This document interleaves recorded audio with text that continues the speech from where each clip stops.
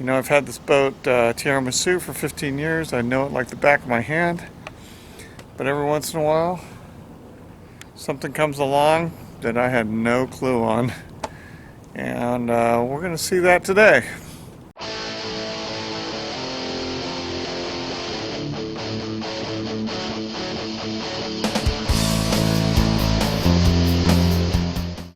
So this bonding wire was laying down in the bilge, and it was kind of hidden by everything, and I had no clue where this thing went. I thought maybe it went to the grounding post for the negative, which is right there, but it certainly didn't do that, and couldn't figure it out.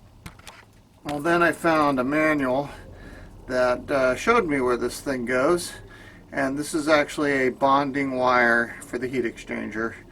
So heat exchanger's right here. Bonding wire goes underneath it, and we had R&R'd these a while back, and I think what happened was the wire just slipped underneath and we never saw it again.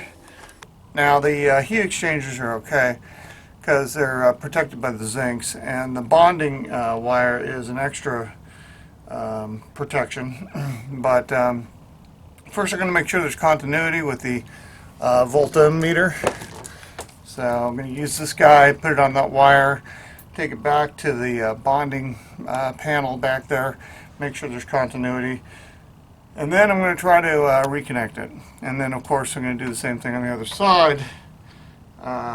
If I can find the wire. I looked for a wire over there and I can't find one, so I'll just keep looking. So it's got to be there someplace. Okay, after doing a little investigation, I've kind of lucked out here. That particular bonding wire still is a mystery, because there are much smaller solid core copper wires attached to each heat exchanger that run to the negative terminal on the engine, the grounding terminal. And when I put the volt ohm meter on the bonding block and touch it to the wire where it connects to the heat exchanger, I do get a closed circuit. So that's good. And that's true for both port and starboard. So if anybody's got an idea what the larger bonding wire at the rear of the Crusaders is for, and again, I can only find it on the starboard side. On the port engine, that bonding wire isn't there. I don't know where. I don't know why it's on the starboard side and on the port, and I also don't know what it ever connected to, if anything. So it's all a mystery. So if you got an idea what that larger bonding wire would be for on the starboard engine, please feel free to leave a comment below and clue me in, because I don't know. I don't know if there's enough light in here to actually see, but this is the bonding wire I was talking about. It's much smaller, but it goes right up to the bottom of the heat exchanger there, and then goes over to the grounding post on the engine. And that's true for port and starboard. This is the port one.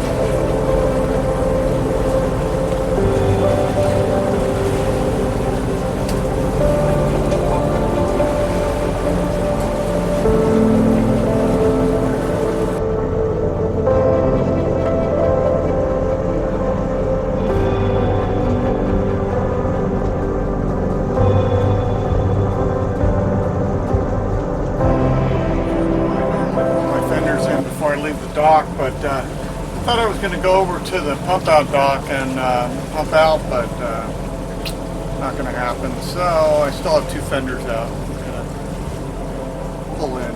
And whenever I do that, if I'm underway, boat goes in neutral while I do that, because if I fall overboard, I don't want the boat going away without me. That would be bad.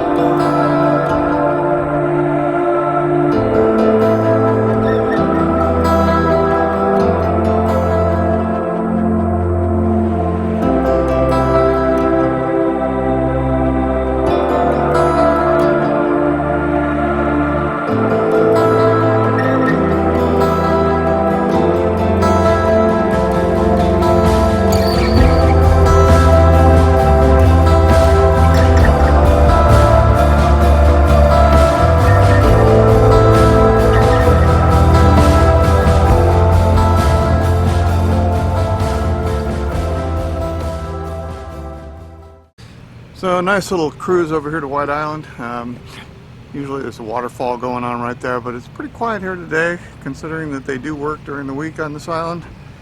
And there's a worker guy over there.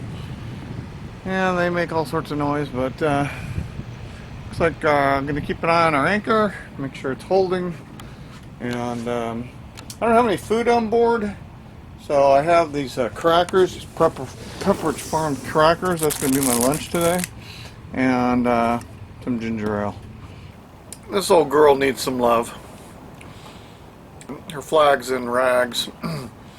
And can't see it, but on the backside the dinghy is actually flipped over and halfway submerged.